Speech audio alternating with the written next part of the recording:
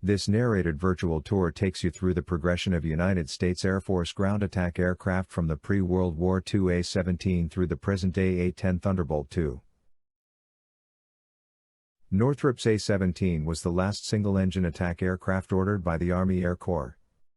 In 1938, the Army Air Corps determined that all future attack aircraft would be multi-engine models. Even though it was not used in combat, its design and novel features such as the split perforated flaps, figured prominently in the success of the Dauntless dive bomber and the post-World War II Skyraider. This aircraft is the only A-17 series airplane known to exist. Douglas's A-20 Havocs were an ideal weapon for pinpoint strikes against aircraft hangars and supply dumps. Attacking with forward-firing 50 caliber machine guns and bombs, the A-20 lived up to its name by creating havoc and destruction on low-level strafing attacks, especially against Japanese shipping and airfields across the Southwest Pacific. When operating in formation, their heavy forward firepower could overwhelm shipboard anti-aircraft defenses, and at low level they could skip their bombs into the side of transports and destroyers with deadly effect. This aircraft is painted with the markings of the 89th Bomb Squadron, which flew Havocs in the Pacific for 3 years. Germany's success with dive bombers convinced the U.S. Army to acquire its own dive bombers, and in 1941 the Army Air Corps ordered the Douglas Dauntless, which was already in production for the Navy, and designated it the A-24. 15 A-24s were used in the defense of Java. While they damaged and sank numerous ships in Bali's harbor, the unit was reduced to a few aircraft, and so it was evacuated. Regarded by many pilots as too slow, too short-range, and poorly armed, they were relegated to non-combat missions. In the U.S., the A-24s became targeting aircraft or towed targets for aerial gunnery training. North American's A-36 Mustang was the ground attack dive bomber version of the P-51 Mustang. The major difference being the presence of rectangular slatted dive brakes above and below the wings, which gave it greater stability in a dive. The A-36 project was a stopgap measure intended to keep North American aviation assembly lines running during the first half of 1942, despite the U.S. having exhausted its funds earmarked for fighter aircraft. A total of 500 A-36 dive bombers served in the Mediterranean and Southeast Asia theaters during World War II before being withdrawn in 1944. This aircraft is marked to represent the A-36A flown by the 522nd Fighter Bomber Squadron during combat in North Africa and Italy. The Douglas A-1 Skyraider played an important part in the Southeast Asia War. The first U.S. Air Force Skyraiders, two-seat A-1Es, arrived at Benoit Air Base in May 1964. Skyraiders provided critical close air support to ground forces and took part in other operations such as spraying defoliants or supporting insertion and extraction of special operation teams along the Ho Chi Minh Trail. Air Force Skyraiders in Southeast Asia are probably best remembered for their support of aerial search and rescue missions.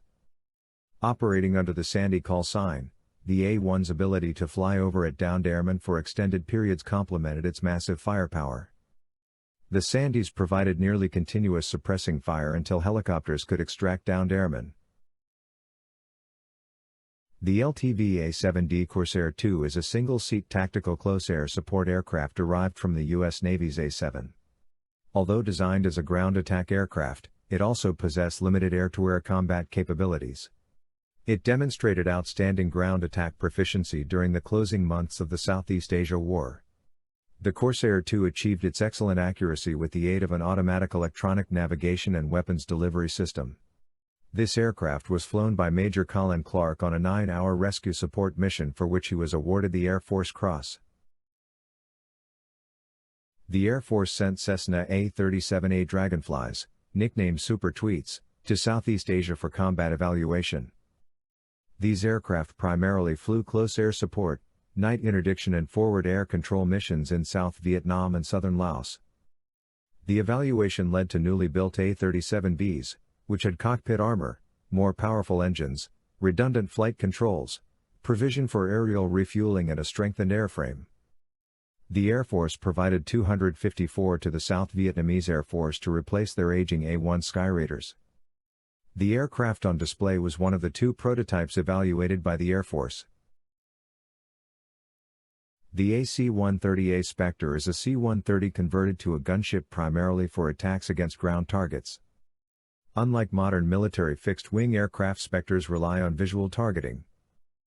Because its large profile and low operating altitudes make it an easy target, its close air support missions are usually flown at night. To enhance its armament's effectiveness, it uses various sensors, a targeting acquisition system and infrared and low-light television systems. The AC-130 has an unpressurized cabin, with weaponry mounted to fire from the port side of the fuselage. During an attack, the gunship performs a pylon turn, flying in a large circle around the target, therefore being able to fire at it for far longer than in conventional strafing attacks. This AC-130A Spectre gunship, named Azrael, was assigned to the 919th Special Operations Wing during Desert Storm. The A-10 Thunderbolt II is the first U.S. Air Force aircraft designed specifically for close air support of ground forces. Its maneuverability at low speed and low altitude ensures accurate weapons delivery, and it carries the systems and armor needed to survive in this environment. It engages all hostile enemy ground targets but is extremely effective against tanks and other armored vehicles. The Thunderbolt II has a large combat radius and long loiter time in a battle area, while its short takeoff and landing capabilities permits operation from airstrips close to front lines. Its simple design enables maintenance at forward air bases with limited facilities. The A-10 on display was flown on January 21, 1991 by Captain Paul Johnson on an 8-hour rescue support mission for which he was awarded the Air Force Cross, the U.S. Air Force's second highest award for valor. I hope you enjoyed this tour of the Air Force Museum's ground attack aircraft. If you would like to tour other galleries in this series, you will find convenient links in the description section below this video. Here are YouTube suggested links to videos on a similar topic that you may want to view.